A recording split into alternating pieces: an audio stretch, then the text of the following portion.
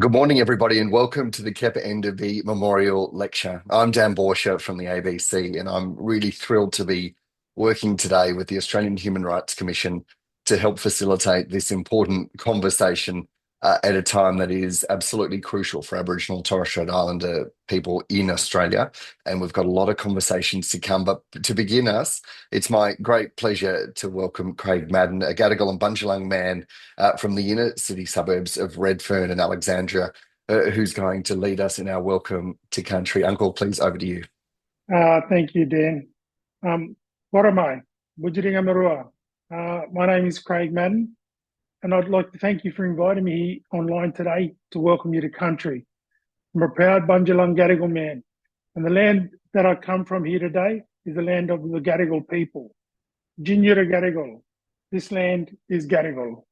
A welcome to country ceremony that we've been doing is for thousands of years. And when we welcome to country, we welcome to our country that we belong to.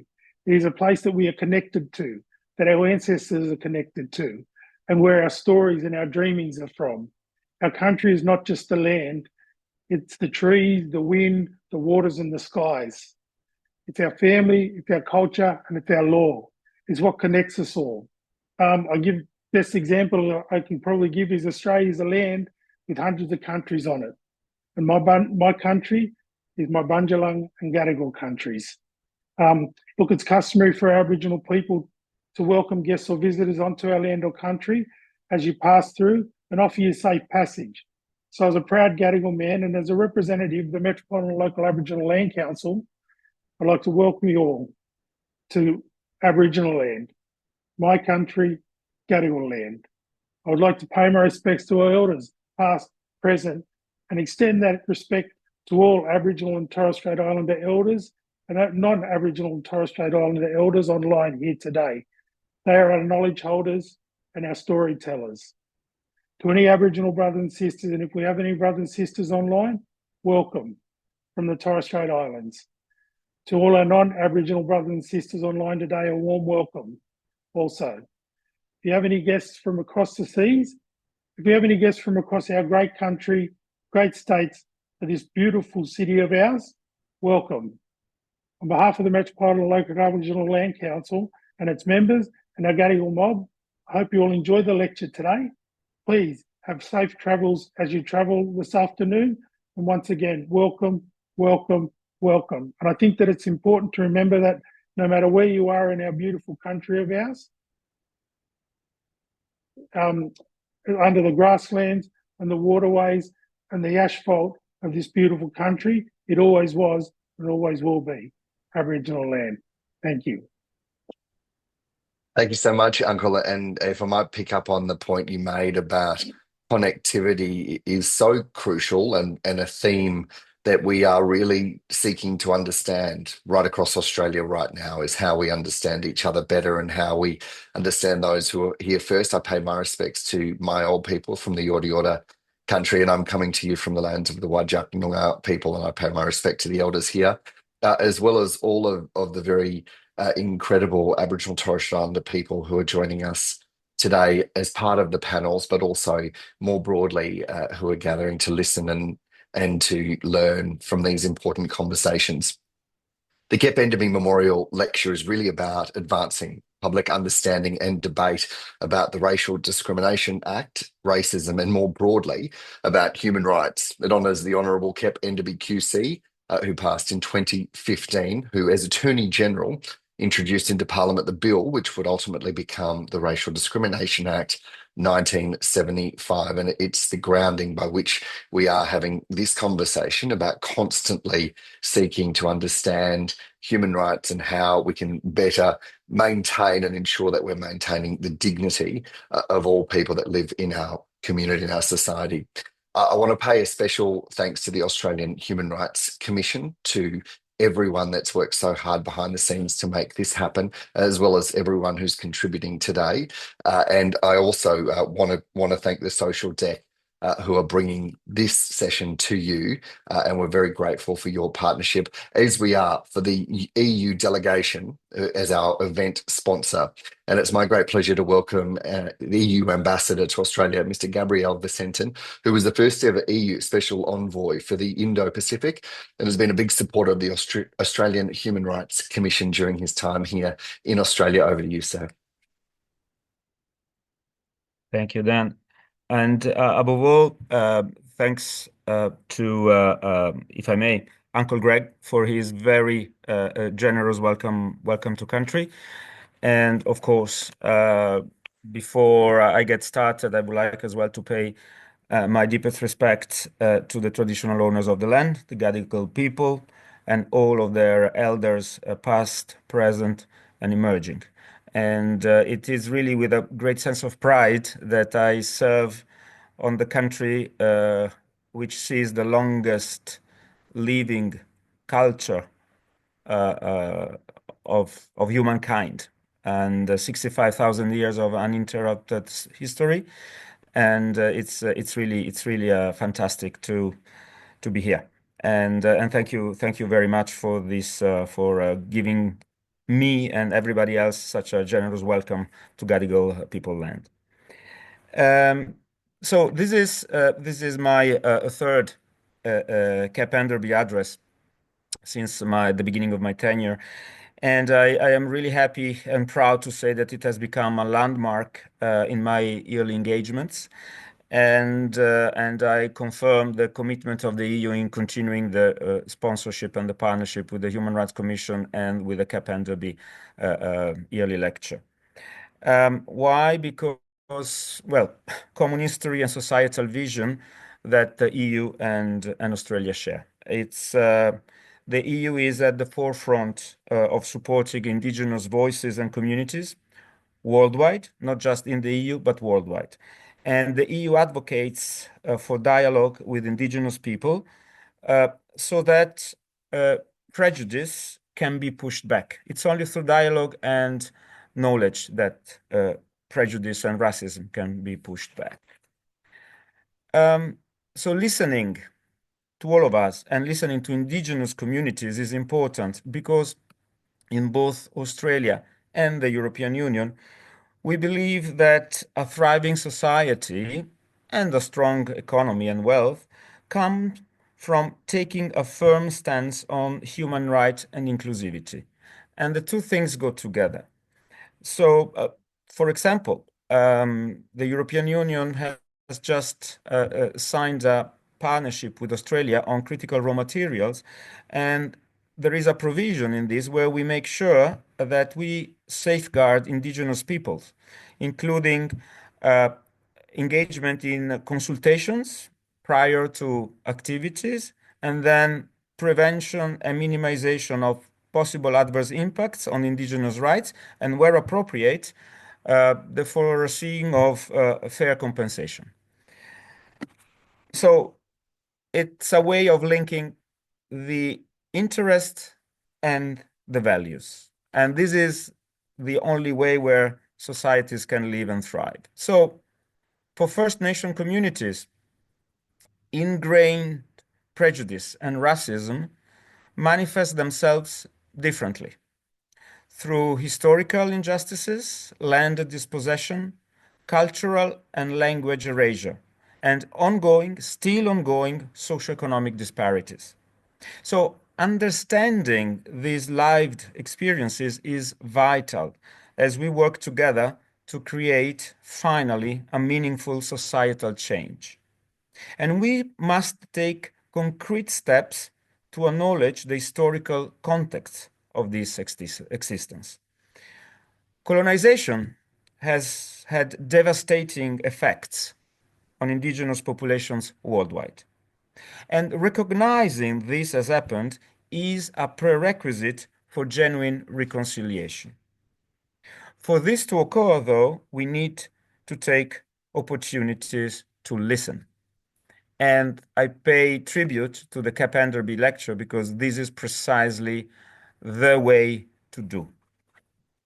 So, elders, leaders, community members, offer an invaluable insights into the impact of systemic racism, also historically. And their perspectives highlight not only the challenges, but also the resilience and strength of indigenous people. And here I would like to give you a first-hand experience that I had just 10 days ago when I led a delegation composed by all the EU ambassadors accredited to Australia to the Northern Territories. And so we did not just have that an economic part of our mission in Perth, but we went up to Broome to connect and pay our respects to the Aboriginal communities up there. And I am extremely grateful for the warm welcome that we received. Even former Senator Pat Dodson made himself available to meet us. And it was really what we all needed to hear, a first-hand impression and testimony of what the Western civilization has brought, but has also destroyed. And we were all appalled to see the racism and segregation which occurred up there in Broome, and I'm ashamed to say till the mid 60s. It was an incredible, how can I say, memory for all of us to see that there is the longest open and active open air cinema in Broome. It's called Golden Gardens, something like that. And until 64, the central seats were reserved for white people, the side seats were reserved for Asians, and the back seat with wood benches to Aboriginals. And we are talking until the 60s. Well, these are the kinds of things that we all need to hear, and these are the kind of things that should they not be said openly and made known to everybody, would never allow a real reconciliation and an inclusive society to exist. So again, through my appearances today, I would like to thank the Aboriginal community for Broome and Senator Dodson for having welcomed up there 10 days ago and for having spoken openly to us about their experience and perspective. And here, there are also very positive message that we can receive and have to become part of our knowledge. I was really impressed by the way in which First Nations people, Aboriginal community look at the environment due to their traditional way and their stewardship to Mother Earth. Actually, the fact that they see themselves as the custodian of the land, which has to be transmitted to next generation intact and not depleted, is a lesson that the Western world and our economic, let's say, environment should learn well. Had we been in this way of looking at the environment, well, I don't think we would in the catastrophic situation where we are in terms of climate change and depletion of natural resources. So knowledge and respect benefit not just the local communities, but the world. And this is out of any kind of rhetoric. This is the only way where the humankind can get together and live and lead to a better life for us all. And this leads me to the following point. So education and knowledge. Education plays a key role in dismantling systemic racism. It is essential to incorporate indigenous history, culture, and perspectives into curricula at all levels. Schools should be spaces where First Nations students see their identities reflected, appreciated, and respected. And moreover, their fellow students also need to gain a comprehensive view of our shared history. And this fosters understanding, respect, and pride for all in the community, dismantling the stereotypes and prejudices that perpetuate racism. And this is the only way we can create an inclusive society. But dismantling systemic racism is a collective responsibility that requires action on multiple fronts. And we must continue to stand up for Indigenous people and support them to ensure they can retain their cultures, identities, and way of life. And that are part of our common culture, identity, and way of life. So only doing this, creating a common culture, identity, and way of life, only doing this, we can create a society that is inclusive for all. So I thank you very much for your attention. I thank above all the Human Rights Commission of Australia for its incredible work, which goes on since many years. And I really pride myself of being a vehicle to help the Australian Human Rights Commission to continue its work and to see the CAP Enderby memory and legacy being brought forward thanks to our support. Thank you very much, and I wish you all a very good day. Thank you very much, Ambassador Vicentin. And the point that you made there is such an important one about how we dismantle racism and also create the structures to make sure that it doesn't continue happening. But also, I think that there was such an important point there about the intersection between lived experience and experience of First Nations people and land management and climate change and some of the big vexing challenges we have. But for me, that crucial importance of listening really, really resonated. So thank you so very much for your presentation and for your ongoing support of the Australian Human Rights Commission. Thank you. Thank you very I much, want Dan, to and thanks to all. I want to now introduce from the Australian Human Rights Commission the President, Hugh de Kretser. Hugh commenced his term as President in July this year, and for more than 2 decades, Hugh's played a critical role in advancing human rights right across Australia. Before joining the Commission, he was the Chief Executive Officer of the Europe Justice Commission, the first formal truth-telling process into historical and ongoing injustice experienced by First Nations people in Victoria, and a really watershed process that has led the way right across the country. Please welcome the President of the Australian Human Rights Commission, Hugh de Kretser. So much, Dan, and thank you all for joining us today.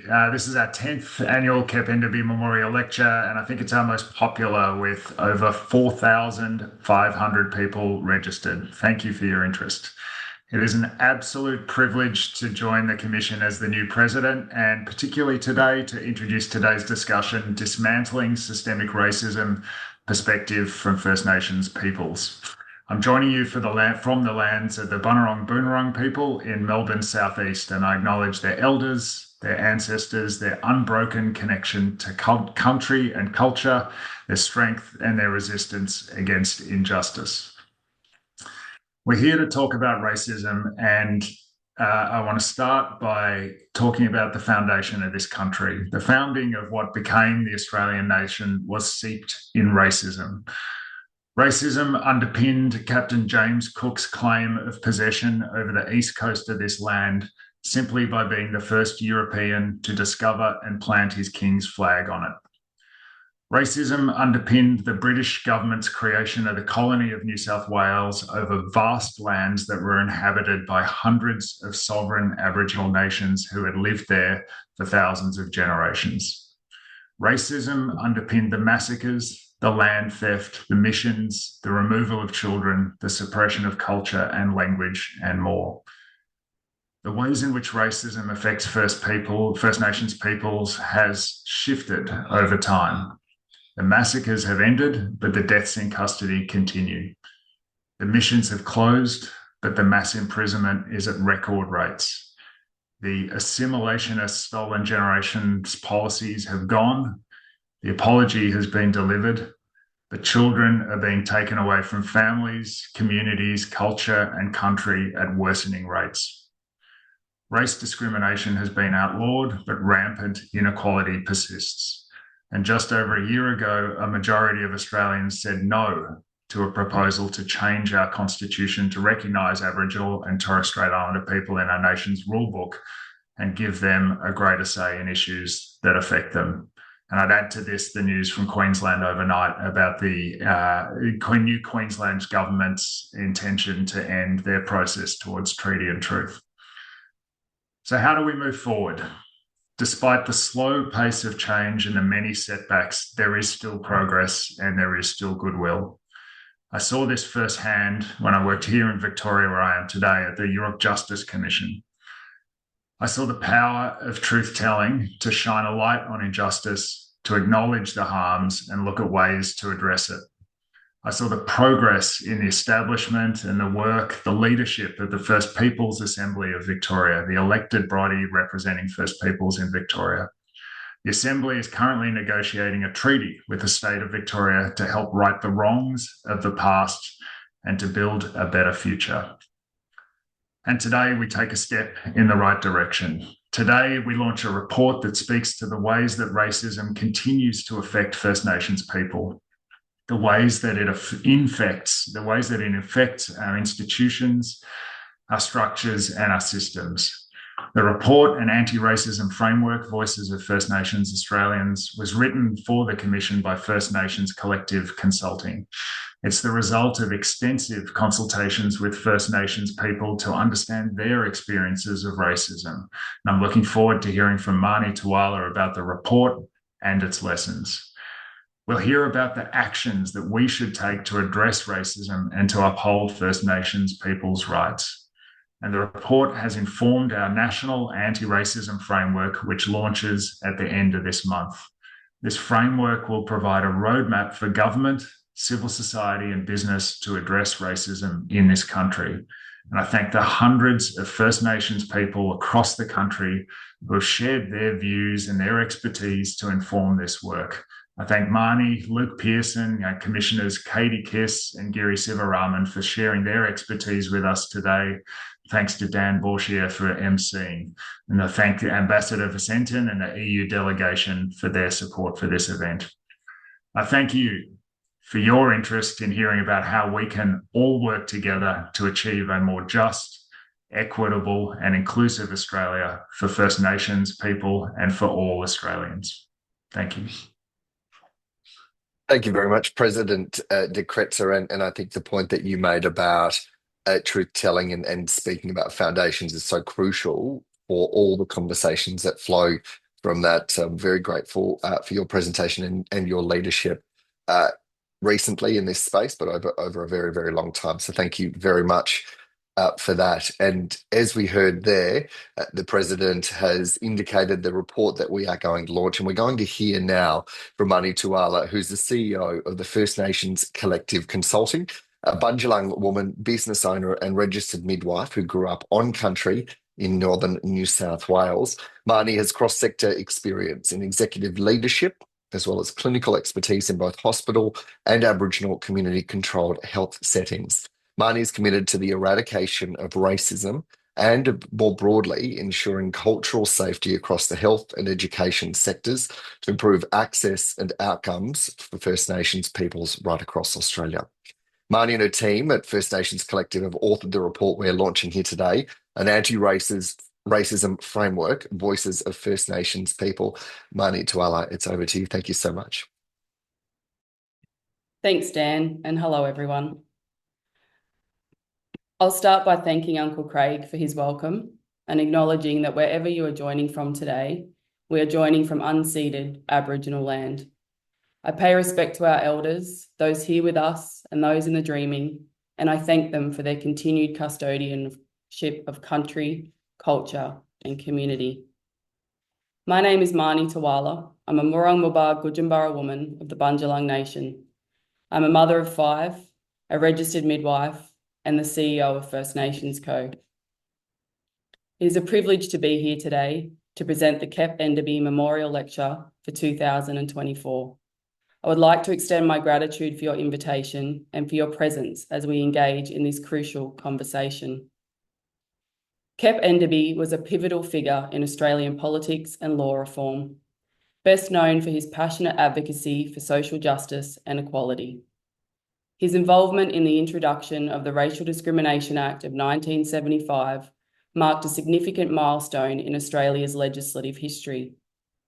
As Attorney General, Enderby recognised the urgent need to address systemic racism and protect the rights of marginalised communities.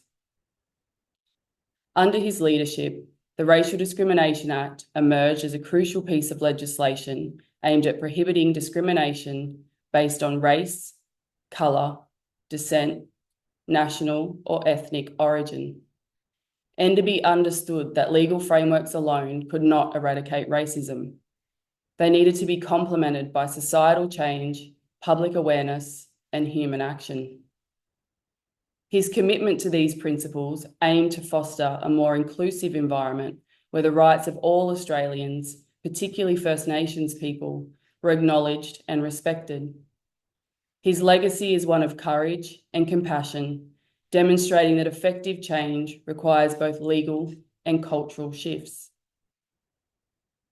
Today, the Racial Discrimination Act continues to serve as a foundation for ongoing efforts to combat racism in Australia, a testament to Kep Enderby's vision and determination. His work remains a vital part of the nation's journey towards justice and equality. However, as we quickly approach the 50-year anniversary of the enactment of the Racial Discrimination Act, First Nations people continue to experience pervasive acts of racism across all levels of our society. We as a society continue to tiptoe around the word itself and on a large scale refuse to accept the existence, the prevalence, the severity, and the impact of racism in Australia. Racism in all its forms has real and lasting effects on the lives of people who experience it. This is compounded by a society that fails to acknowledge the existence of such an impact or provide robust mechanisms to protect those affected. As Commissioner Savaraman has previously stated, there is a unique distinction between the racism faced by First Nations people and that of other marginalised groups. Racism against First Nations people attempts to deny sovereignty, identity, belonging, and connection. It is present in the reluctance for national truth-telling. It is present in the resounding no vote of the referendum. It is present in our poorer health outcomes, higher incarceration rates, and ever-rising rates of suicide. These statistics are not the outcomes of choice. They are the outcomes of a system designed by and for the dominant culture, which continues to marginalise and oppress First Nations people. However, these statistics are not the sum of our people. They are not the truth of our story, of our connection to country, community, and each other. They are not a reflection of our people. They are an indictment on a country that fails to recognise our rights as First Nations people, that fails to commit to dismantling the systems that continue to oppress and cause harm. The Australian Human Rights Commission has embarked on a momentous journey to establish the first ever national anti-racism framework, a framework that aims to highlight the pervasive nature of racism in our systems and, importantly, to identify solutions to dismantle these systems informed by those with a lived experience. First Nations Co was engaged by the Commission to undertake consultations with First Nations people across the country to ensure the centrality of First Nations knowledge and experience to the development of the framework. Today, I'll speak about the way in which we undertook these consultations, what we heard, and share some of the perspectives of the First Nations communities involved. I would like to acknowledge the communities that welcomed us and shared their stories. It was an honour to share in your country and your story, and it is a privilege to bring your voices to this platform. First Nations people are intrinsically relational.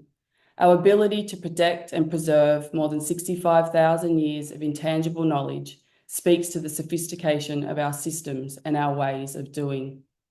Our connection to country, to story, and to each other forms an invisible tether that traverses land, sky, and sea. From saltwater to freshwater, from red sand to lush tropics, rocky shores to sandy beaches and island homes, we travelled this vast country to hear the voices of the oldest living culture on Earth. We were welcomed into community, offered cups of tea, shared stories, laughter, and tears. We found old connections and built new ones. That is the way of our people. We heard about racism in its varied forms and the impacts across generations. Through our report, we aim to elevate the voices of our communities, share their perspectives and first-hand experiences of racism, and provide recommendations based on community-led solutions. The report will serve as a foundational document for the development of a national anti-racism framework, focusing on the most prolific forms of racism experienced by First Nations people across Australia. Drawing from extensive consultations with over 496 contributors from diverse populations, including those with metropolitan, rural and remote backgrounds, the report provides critical insights and personal narratives that illuminate the multifaceted nature of racism within various societal contexts as it applies to First Nations people. These voices not only highlight the urgent need for action, but also serve as a clarion call for systemic solutions to eradicate racism. The First Nations consultations conducted for the National Anti-Racism Framework have unveiled a complex and pervasive landscape of challenges faced by First Nations communities. Through comprehensive analysis, we have highlighted the depth of systemic racism and provided critical insights into the recurring themes, specific issues, and profound impacts on First Nations people across sectors and regions. The consultations conducted by First Nations Co on behalf of the Australian Human Rights Commission were designed to engage deeply with First Nations communities. The primary aim was to gather community perspectives and experiences regarding racism and discrimination. The engagement was crucial to ensure development of a framework that is not only effective, but also culturally safe and reflective of the lived experiences of First Nations people. The consultations took place over a 4-month period, and the project scope specified that consultations be held in 3 locations in each state and territory. Locations were selected based on a variety of data sets, including population of First Nations people and the percentage of no votes recorded in the referendum. The consultations were comprehensive and involved multiple stages, including community consultations, one-on-one interviews, group submissions, focus groups, and an online survey. These methods ensured a wide range of voices were heard from elders, community members, young people, grassroots activists, service providers, and sector representatives. The process was designed to be respectful and inclusive, recognising the importance of cultural protocols and the need for a safe space where participants could share their stories without fear of retribution or misunderstanding.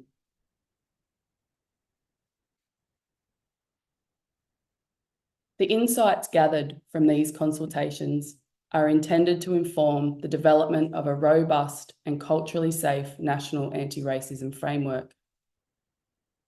The framework aims to create systemic change, promoting equity and justice for First Nations people across all sectors of society. The collaborative effort between First Nations Co and the Australian Human Rights Commission underscores the commitment to a process that is both inclusive and transformative, ensuring that the voices of First Nations peoples are at the forefront of the fight against racism. Throughout the consultations, consistent themes emerged across communities and sectors alike. Conversations traversed experiences of interpersonal racism. However, the most prolific form of racism discussed was that of a systemic nature. Systemic racism is a form of racism that is pervasively and deeply embedded in systems, laws, written or unwritten policies, and entrenched practices and beliefs that produce, condone, and perpetuate widespread unfair treatment and oppression. Throughout consultations, participants stated that systemic racism continues to be widely evidenced through legislative frameworks and government practices that repeatedly harm and disadvantage First Nations people. There is a strong call from communities around the country to build upon the foundation laid by Enderby, to strengthen our legislative framework to truly embed accountability against racism.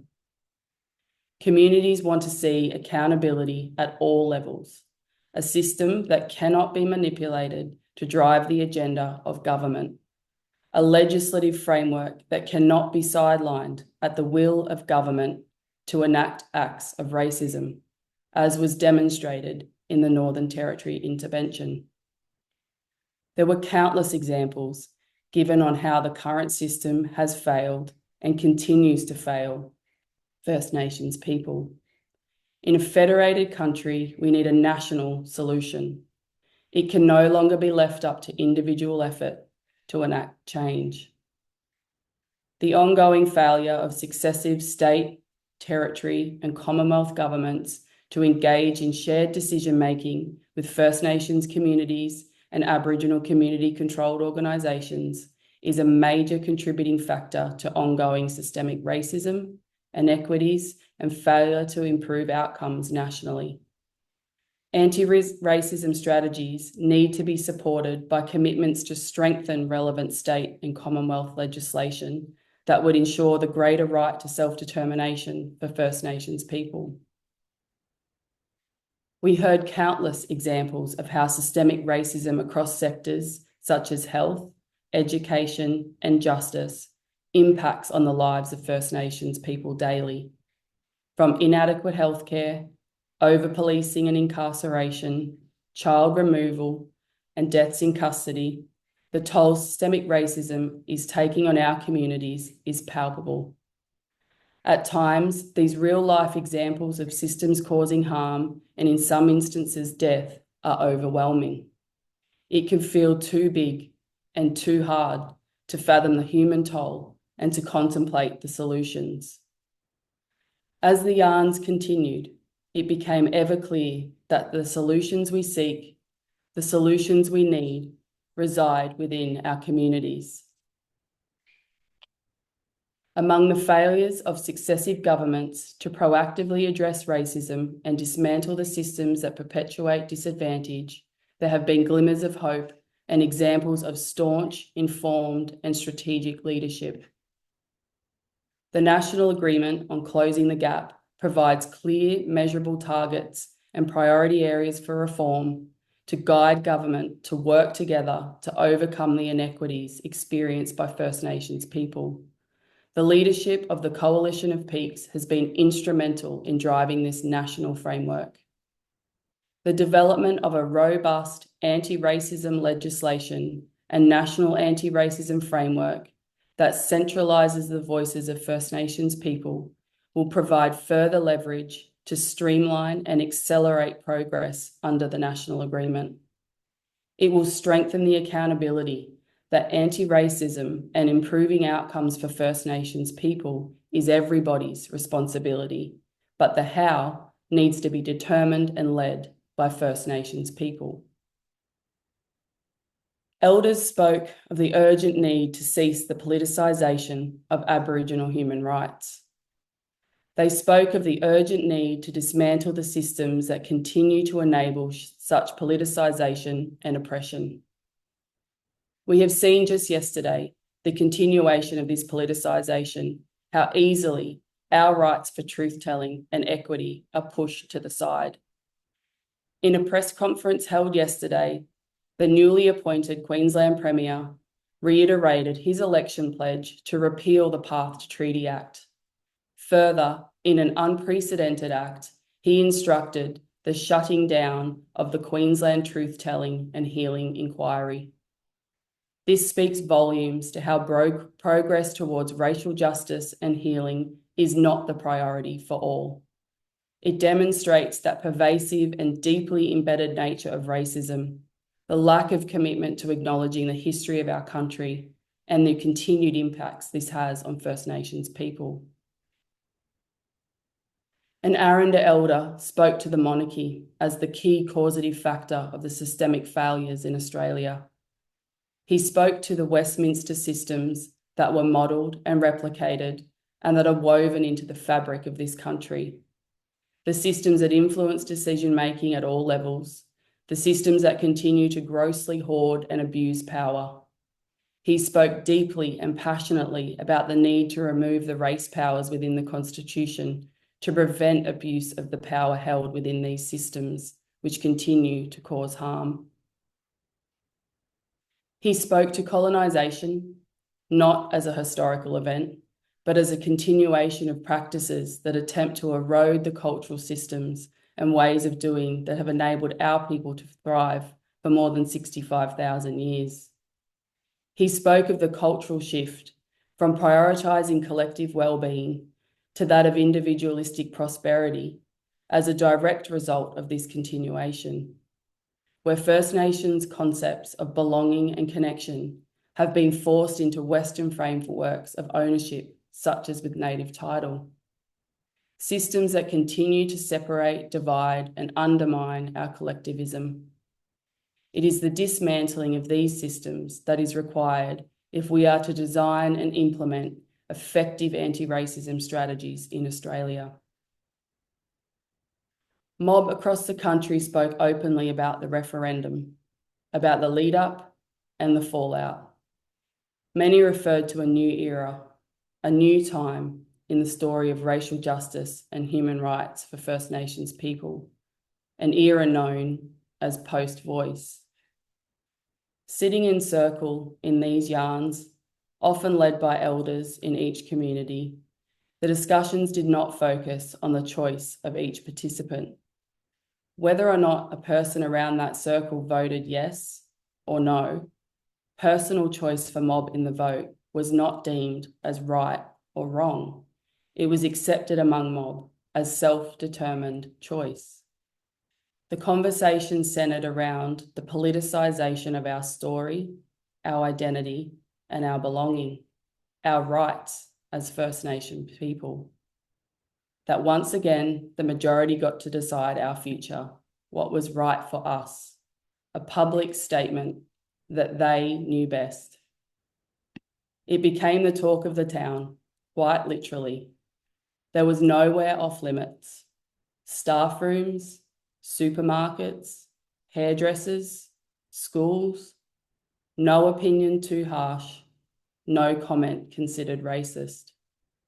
The voice opened the floodgates of bigotry, racism, intolerance, privilege, entitlement, white fragility, and hate. There was no reprieve for us, no safe space, no matter what your choice. It was mass scale, it was media fueled, and it was violent. There was no protection, no accountability for the hate mongers and the blatant acts of racism in the lead up or the fallout. Participants spoke with quivering voices and tears in their eyes of the first day in this post-voice era. Once again, regardless of choice, of individual thinking, we became them. The waste of taxpayers' dollars, the cause of the divide, the ones always wanting more, the whingers, the disruptors, the ones who can't just get over it. The stares were more obvious, the isolation lonelier, and the gap ever widening. As Mob reflected on the days, weeks, and months post-voice, some stated it was too soon to talk about their experience, the pain too raw, and the words to describe their emotion still not found. Others stated that they needed to talk, to share the load, and know that they were not alone, that they did not dream up what was said to be the most public and politicised act of racial violence this generation has ever seen. Through the conversations filled with deep emotion, our people's resilience and connection to culture shone brightly. Our ability to find humour and laughter in times of great adversity, our ability to show care and support for mob speaks to our strength and the wisdom of our old people, to our intrinsic ways and the very reason that we are the oldest living culture on earth.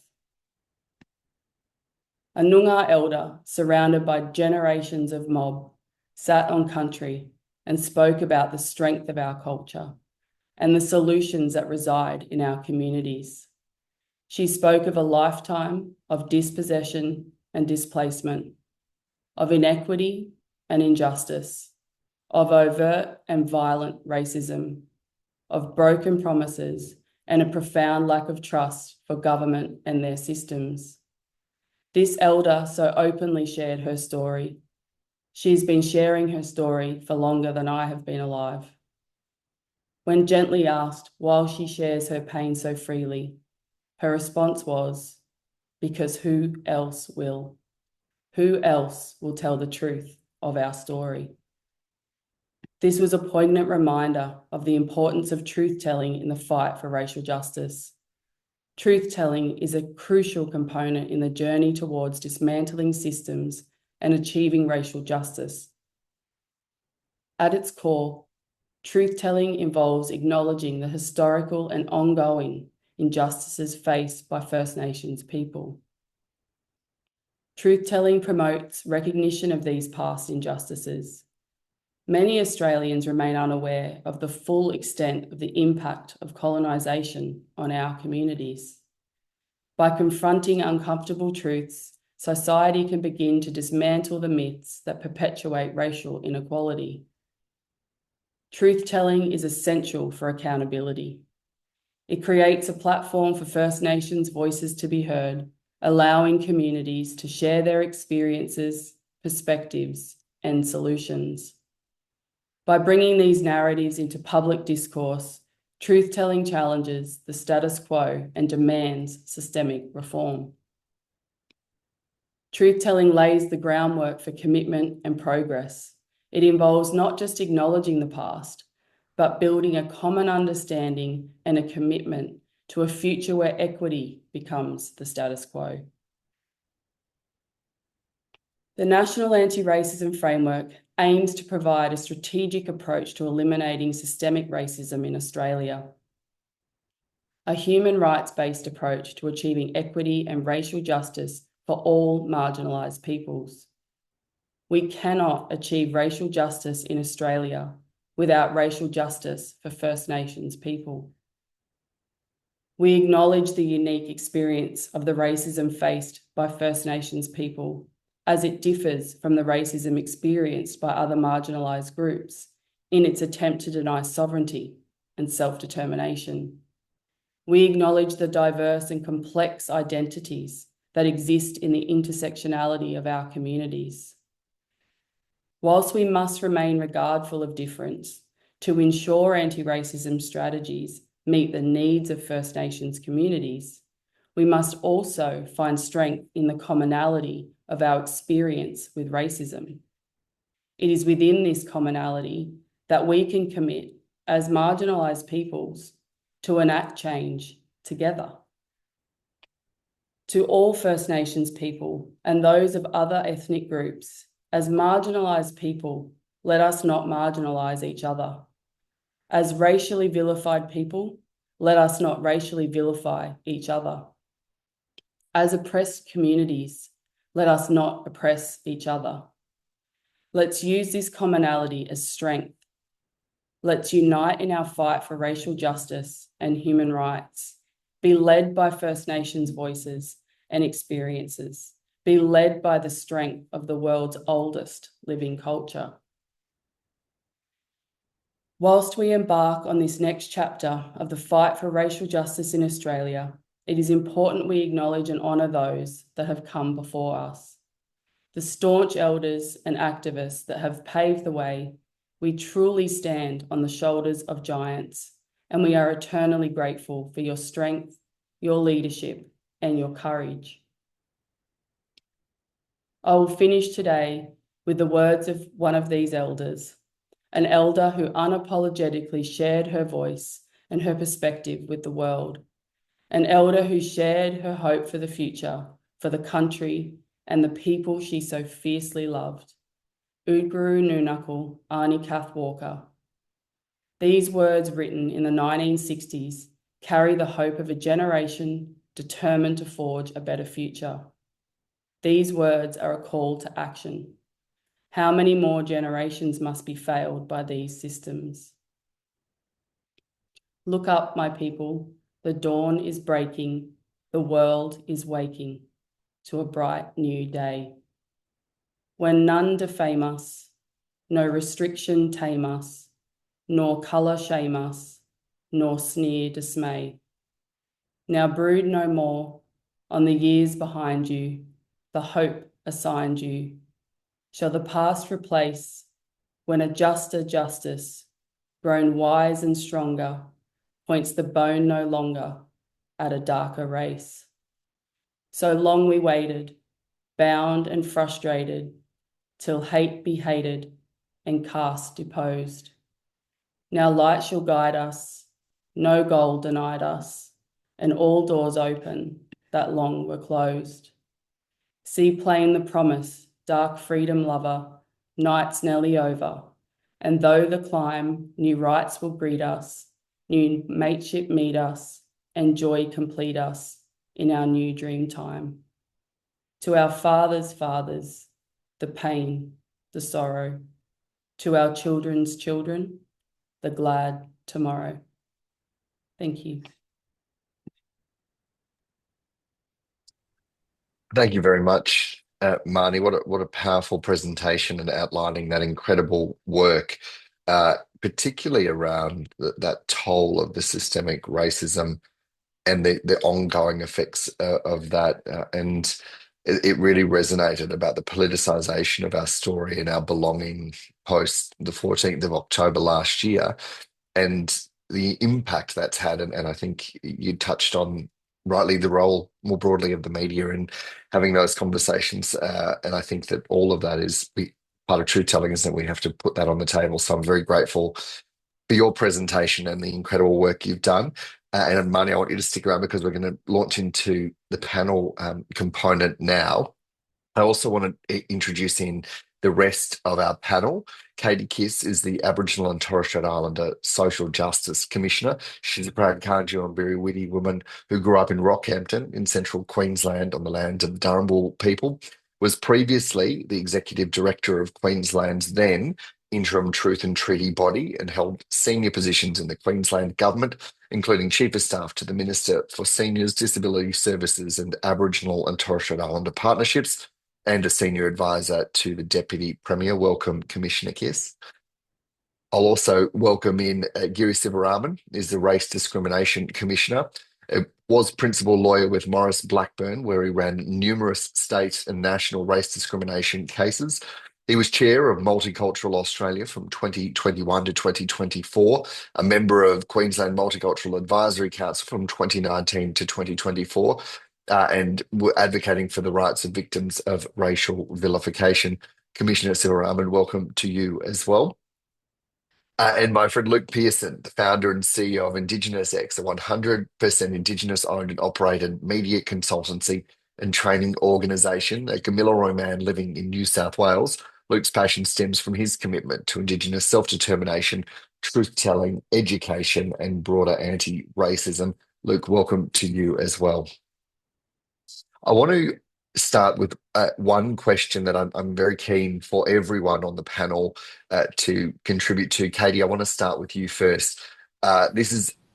Each of you is working to progress practical anti-racism solutions, pushing for bigger conversations and for Australia to do better, really. I wonder if you can share your views on the priority solutions for First Nations peoples. What reforms could be introduced tomorrow that would have an immediate impact on outcomes for First Nations peoples? And Katie, as I mentioned, I'll start with you. Thank you, Dan, and thank you, Marnie, for that powerful lecture today that pays tribute and respect to our beautiful people who contributed to the consultations and to the National Anti-Racism Framework from a First Nations perspective, but also to the beauty and power and resilience and resistance of our culture. And I just was very touched by the commentary that you gave, but also by the reflections of the input that has been provided by First Nations people across the country, and I thank them for their contribution. I also acknowledge today Ambassador Vicentin, who's with us, and our President and co-panelists. I thank Uncle Craig for his welcome to country, and I acknowledge all Aboriginal and Torres Strait Islander peoples across the country today. And I'm sorry for those long introductory remarks, Dan, before I got to the answer of your question. But Marnie, I think you outlined a whole lot of solutions that First Nations people have identified around what needs to be introduced to eliminate, combat, and eradicate racism in our systems and our structures.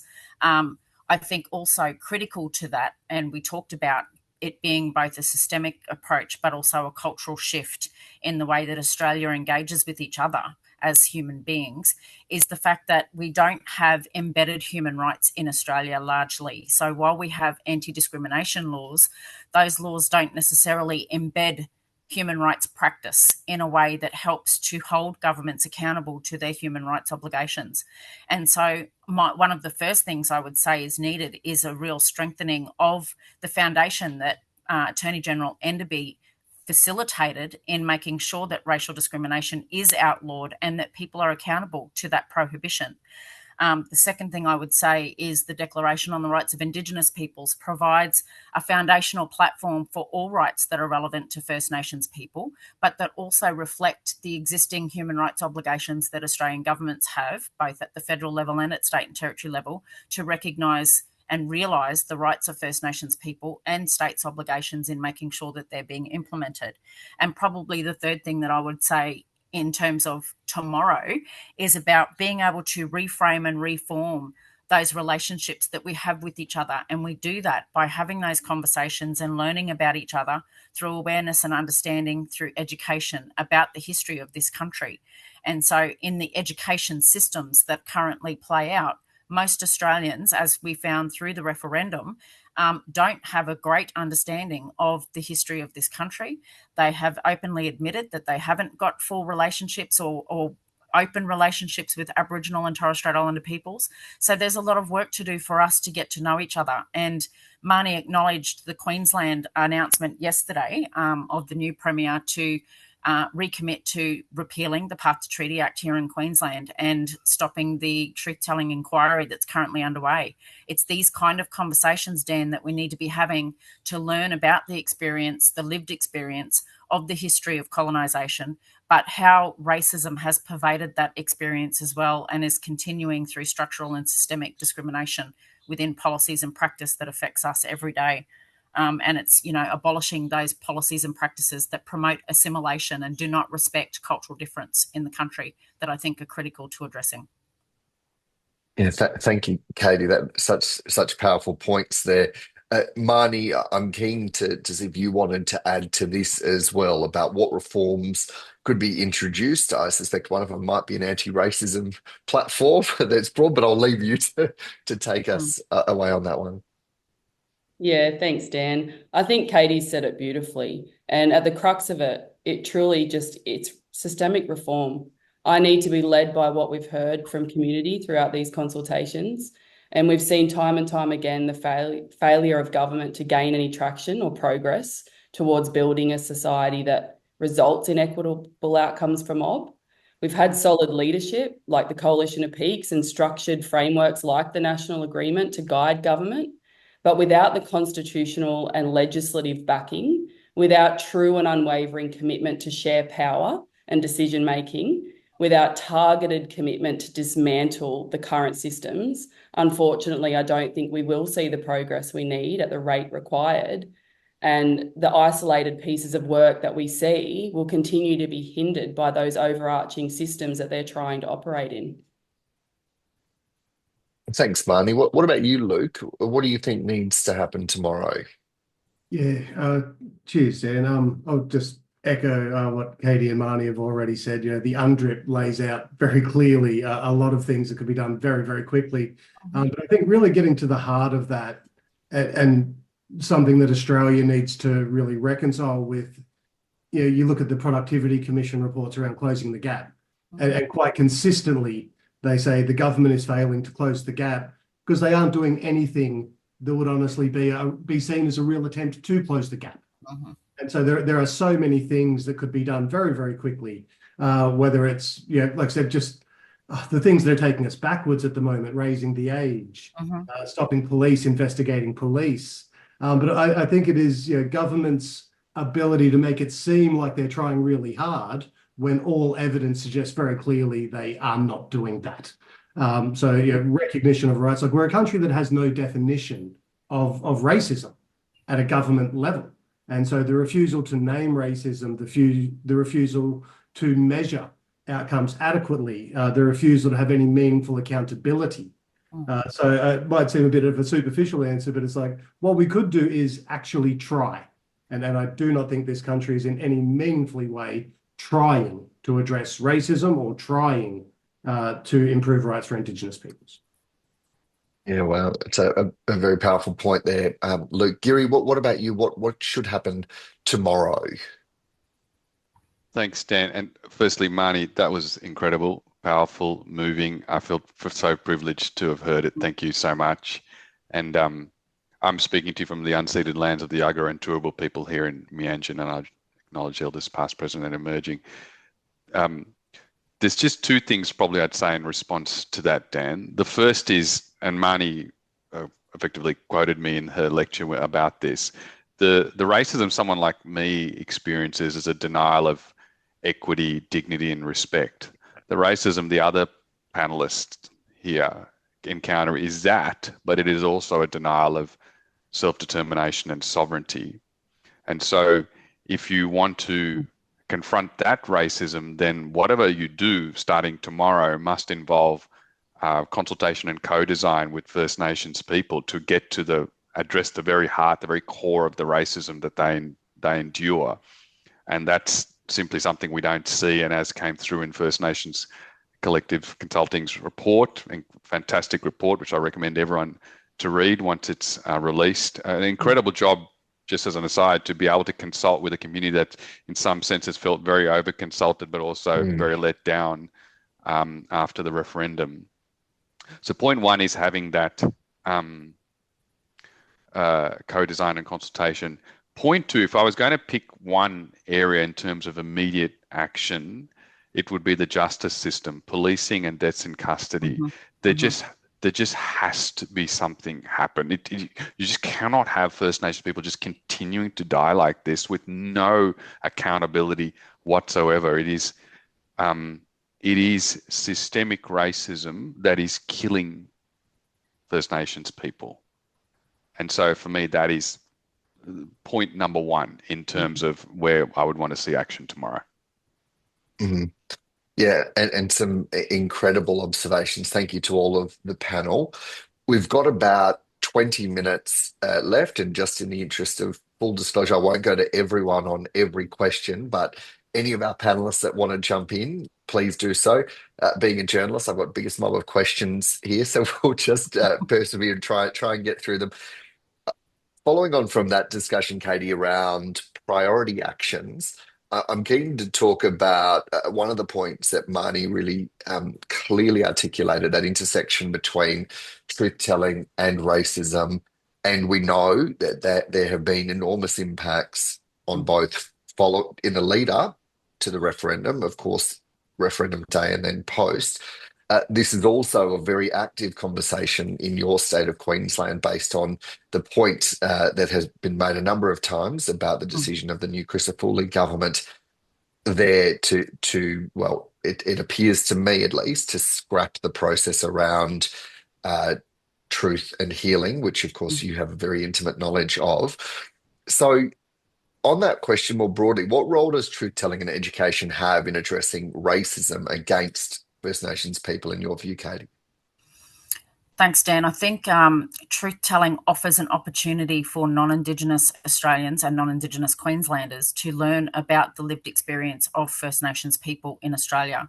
They get to hear from us directly the impact that colonisation has had on generations of our people. They get to understand and hear directly from descendants of people who experienced massacres in this country.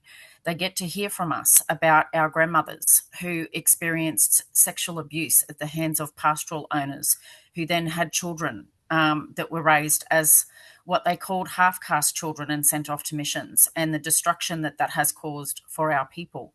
You know, they get to understand why our children and our families are experiencing the challenges that they do in the context of youth justice, because our families have been broken 3 generations ago, and our mothers and our grandmothers were off raising other people's children instead of their own. So we've had generations of mothers who weren't taught what it is to be a successful parent in the eyes of the mainstream community.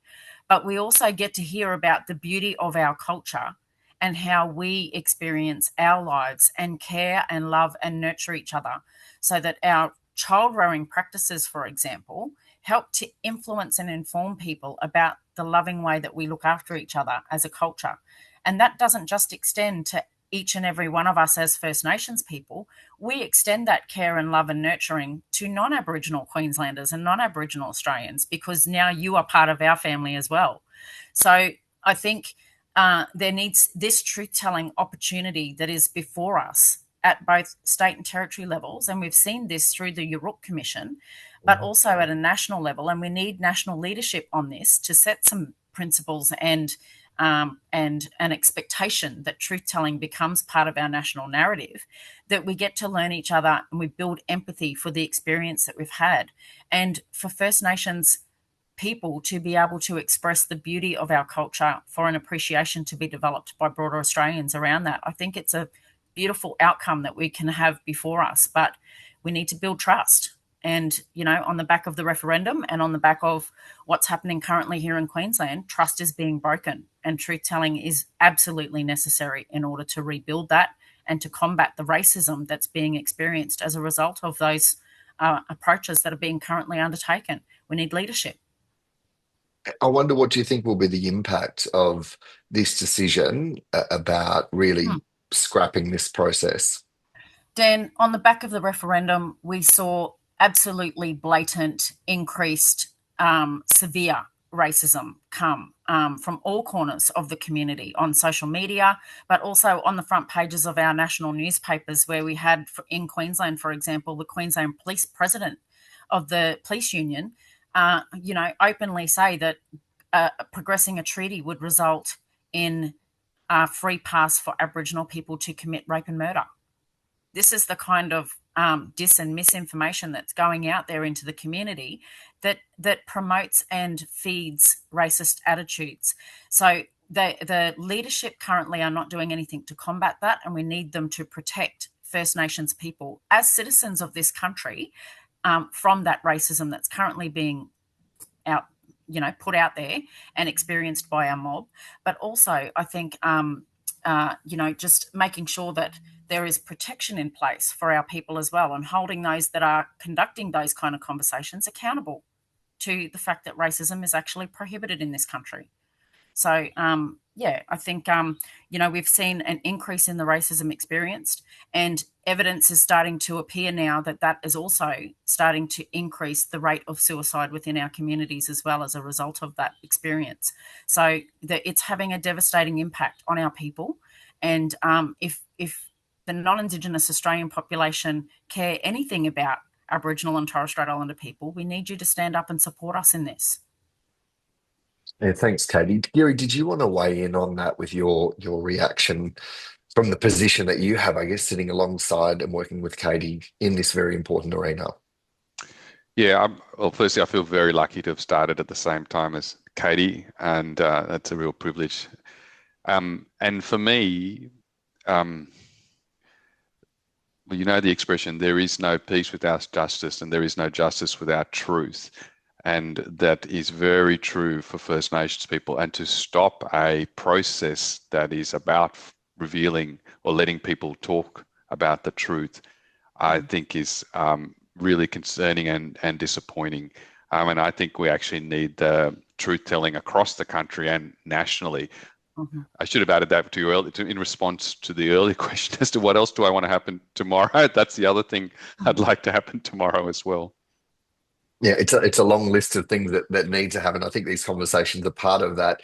Luke, as the other journalists on the panel, you've had a lot of experience in the media, or even though your work now is probably more focused on anti-racism training, which I want to get to a little bit in a moment. But before that, I just want to get your observations because this report really outlines clearly the role the media plays in either exacerbating unconscious bias or creating a pathway for stories to be told. What are your observations on the way that the media impacts the way that our stories are told? Oh, the media has such a power in this country. Katie alluded to earlier just how many non-Indigenous people say they've never met an Indigenous person or have such little engagement, or perhaps they have a local lens. But the media really is the tool by which most of us develop our understanding of the wider world around us. And the stories are so consistently ill-informed, negatively constructed, not just in what stories are told, who tells them, how they're told, who's included, who's excluded. And I think there's a bigger conversation we're seeing in a lot of media at the moment, and starting very low, sadly, with this idea of, can culturally diverse journalists be objective in the way we tell our stories, which is really built on the fallacy that white people are objective and that whiteness has a built-in objectivity to it. So really understanding that we all bring a lens to how we see the world and how we tell our stories, and broadening that lens rather than confusing whiteness with objectivity, but focusing on integrity, accuracy, context. These are the important things that media really needs to embrace. But I don't think we're going to get there until we can start having meaningful conversations about race and racism, about the lack of objectivity in mainstream media currently. To develop on that. Yeah, I think that point you make about kind of assumptions about people is a really important one, and was in part outlined in Terry Janke's Listen, Loudly, Act Strongly report into the ABC that came out recently, which I think will become to be seen as a watershed way or the standard way of looking at yourself in a really public way. I want to move on to recognising racism. And Giri, the Commission recently released a report on government anti-racism programs and found a distinct lack of coordination and barely any mention of the word racism, which has been highlighted a number of times already today. You've got to say the R word. So how can we encourage safe, constructive discussions and real discussions around racism? Because I guess if as a nation we don't recognise systemic racism as faced by our First Nations community, people, how can we actually deal with it? Yeah, and the problem is actually deeper in the sense, not only do we not want to use the R word, but the person that calls out the racism often gets attacked far more than the perpetrator of the racism. So which is very effective at suppressing any talk about it. And I think that if you want to create an environment where people can talk about racism, the starting point is actually building racial literacy. That is an understanding of how race operates. In a basic sense, racial literacy is if I walk into a room, someone looks at me or my name and might have assumptions, prejudices about me. But what I'm talking about is actually more than that, is understanding how institutions and systems operate to disadvantage First Nations people and other racialized people. Remembering that these are systems and institutions that are often built during colonial times. They get baked in during the White Australia policy. So it's kind of hardly surprising that they don't actually represent or everyone, or that they create disadvantage. So number one would be building racial literacy.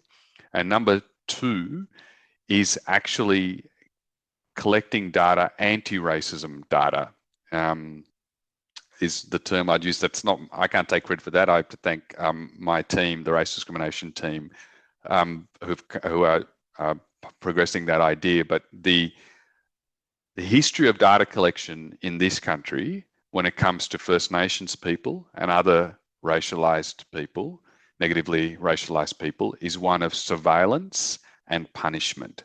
It has not been collected for the objective of helping people. So if we're going to call out racism, we're going to build racial literacy, we then need to actually collect data on how racism manifests with the distinct purpose of using that to help, not to punish, as has been our history. Yeah, the data is really crucial. I saw the entire panel furiously nodding in agreement. So I think it's an important point.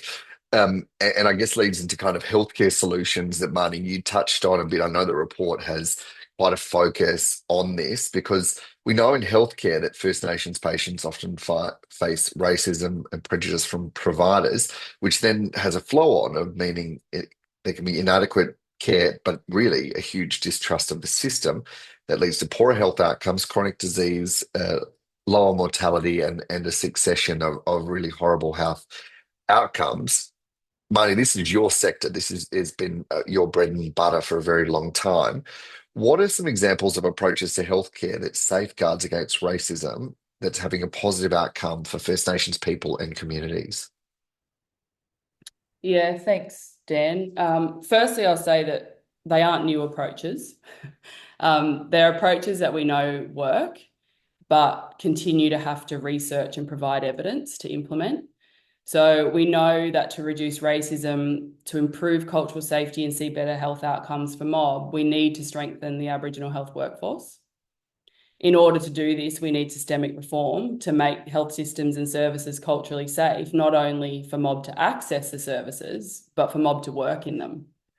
We've seen some progress in the health space over the last few years in particular, and again, acknowledging that this is not a new conversation. And there are many people like Arnie Pat Turner, Arnie Pat Anderson, Arnie Lewitch O'Donoghue, to name a few, that have been doing work in this space longer than any of us have been alive. I think that's really important to note.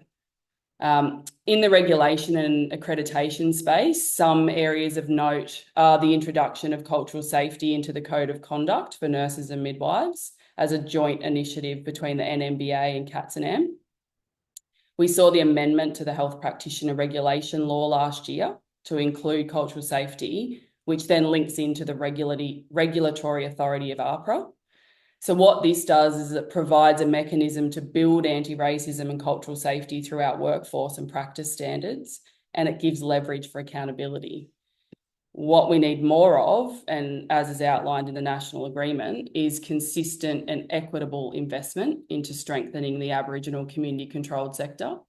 We need consistent and equitable investment into developing and supporting the Aboriginal health workforce.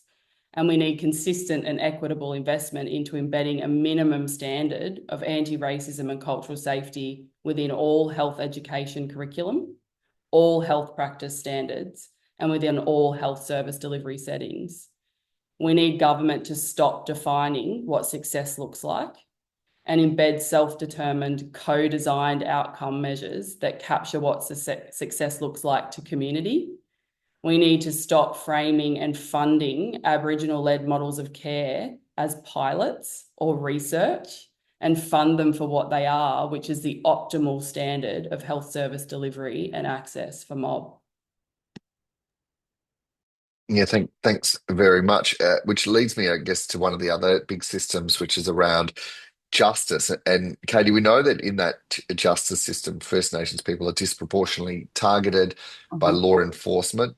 And then that means often harsher sentencing, high incarceration rates, deaths in custody, over policing. And I was reflecting on this, that one of the first stories I reported on as a cub reporter in Tennant Creek 25 years ago was about police treatment of two Aboriginal brothers there, and the way the system worked, well, seemed to be working directly against them. So I'm curious about this broader justice question. Are there actually systems and processes in place that are addressing that and working to change? Is that something that you're aware of? Look, we constantly get feedback from government that they are trying to address these things through mechanisms like the Justice Policy Partnership, for example. However, practice doesn't reflect the effort that is being promoted. So, and, you know, we've been talking about that all day in the context of closing the gap targets that are not being realised. In the justice area, we have an over focus on criminalisation, on incarceration, on carceral system responses, rather than looking at an access to justice response that actually talks about the intersections between having access to good education, health, housing, shelter, but also the cultural protective factors that come with having our First Nations ways of being, knowing and doing. And I talk about that in the context of rebuilding the village. So, you know, making sure that our children are loved, nurtured, and feel a sense of belonging and have access to people that can build them where their parents may not be in a position to do that because of the racism that they've experienced through structural and systemic disadvantage. So I think, you know, having our children and our young people and those who are stuck in the incarceration institutions being much more supported from an early intervention and prevention perspective, you know, things like not demonizing Indigenous people, especially children, in the media. And Luke talked about that earlier on. Increasing the age of criminal responsibility. We have closing the gap targets that require a reduction of our children and adults in incarceration. We cannot do that if we continue to raise the age of criminal responsibility and punishing people for disadvantage and poverty. So where our people are sitting in institutions for poverty crime, but also sitting on remand for extended periods of time, this is racism because of the disproportionate impact that it has on our people. 2.3%, 3% of the population, 80%, 90% in some areas of the prison population. So this is an example of systemic and structural racism in our systems. So there's a whole lot of things that we could be doing, Dan, like anti-racism training for police officers and law enforcement. Although we don't necessarily want police, we do want them to be culturally competent, but the intervention needs to be much earlier. The support for our families and children and our people that are experiencing challenges in the justice system need to be much earlier before they end up with police or in the prisons. So justice reinvestment, early intervention, supporting people with disability. And, you know, we also need to acknowledge, and this is part of the awareness raising and education process, is that a lot of our people who sit in those systems, whether it be child protection, youth justice, or criminal justice, are experiencing disability that's not being addressed and that doesn't get taken into consideration. So there's a whole lot of structural and institutional reform that needs to take place to address justice concerns, and we need to flip that carceral and incarceration focus on its head to one that's more about access to positive justice reform that actually benefits our people, builds our people, nurtures our people, and prevents them from being exposed to these systems that destroy them. And you've led us perfectly, Katie. Thank you to the final point I wanted to look at, and that's around anti-racism training. And Luke, I want to start with you on this component, because this is the area where you're working in a really focused way right now, organizations, individuals right across the country. So what underpins effective anti-racism training, and what does it actually look like? Oh, you're on. No, I got that. Yeah, we really try to tailor it to the group. But when we're talking about, you know, Gary said earlier, like the racial literacy in this country is just so painfully low. And we're coming off the back of several decades of a real hyper-focus on individual racism with ignorance to systemic racism. And that focus on individual racism really at the extreme end, you know, hatred, violence. So we've created this idea where, you know, racism is an individual problem, but it's only really the fringe extremists. So we often talk about an important process of unlearning and relearning. And that's, you know, what is racism? What's your understanding of racism? Where did you get that understanding? And what do you think the solutions are? There's a great quote from Teju Cole where he talks about the white savior industrial complex. And I think this hyper focus on education has encouraged a lot of white people to think that going on a journey of self-discovery, you know, learning about our cultures, listening to truth telling, that's an outcome. And it's like, no, that's a prerequisite to do it. So, you cannot meaningfully do the work. And so what he talks about is the white savior industrial complex is not about justice. It's having a big emotional experience that validates privilege. And so the worry with the education space is, look, oh, I'm educated now. I'm one of the good ones. I'm not racist. I'm not part of the problem. Therefore, I don't need to do anything. And so as we say, that education is important, but it is not an outcome. The outcomes are improved outcomes for Indigenous peoples and other peoples who receive negative outcomes from racism. And that is doing the systemic work. And so a lot of our early work, especially if we only get to do one day, people want a lot in one day sometimes. And it's like, where's the 1 day course I can get to learn your degree or to learn your entire life, knowledge, history, culture. But really, it's just about repositioning people to understand we have to judge progress, if we want to use that term, by improved outcomes for mob, not fun, emotional, enlightening experiences for white people. That sounds like a great course, that 1 day, to be honest, though. Giri, I want to bring you in just to round out our conversation because today's report that we're launching is really one piece of the Commission's broader work in the National Anti-Racism Framework that I think you're announcing the next component in the next couple of weeks, 3 weeks or so. What are the crossover themes that we can expect to see, and what are the solutions that you're really focusing on in that framework? Yeah, this was a really critical piece for the development of the National Anti-Racism Framework because, as Marnie said, there can be no racial justice in this country without racial justice for First Nations people. And so a National Anti-Racism Framework has to be First Nations centered and informed by First Nations voices. So I will be forever grateful for the work that Marnie and her team did to help us create that.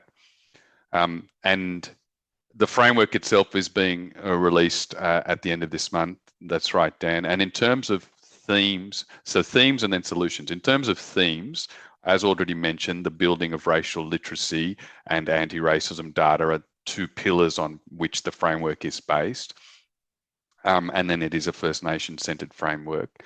But then we identified areas of focus: education, health, media, justice, and workplaces. Why is it that some people, negatively racialized people and First Nations people, end up with worse health outcomes, poorer educational outcomes, are so badly represented in the media, overrepresented in the justice system, fail to access or progress within workplaces?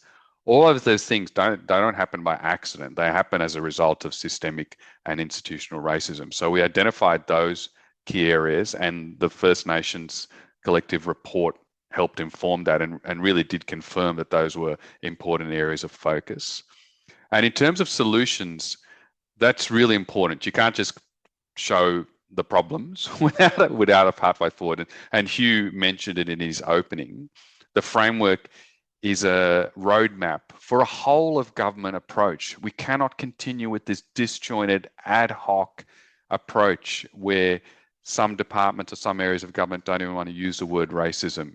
It needs to be a coordinated whole of government approach, and we will have a series of recommendations at the end of the framework, some overarching and some for those particular areas of focus, primarily calling on government, but also business and civil society as to concrete actions that can be taken if we want to tackle this really systemic and institutional issue of racism.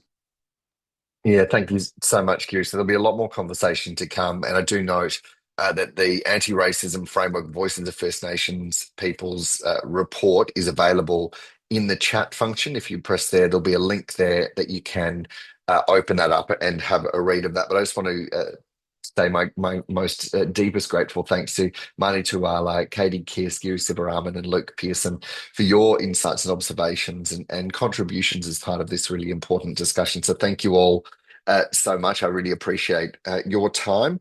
And I'd also want to thank you all for joining us throughout this part of the conversation today, because this, of course, is just an important step, but one step as part of a bigger conversation.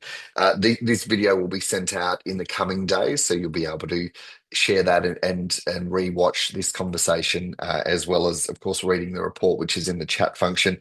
I want to pay special thanks to the Social Hub for your partnership the Australian Human Rights Commission to make this very special Kep Enderby lecture a reality. And of course, thank the ongoing support of the European Union's delegation in Australia and Ambassador Vicentin earlier. It's been great to be able to lead this conversation with you, and I'm very, very grateful to be entrusted to be part of this process. So thank you so very much.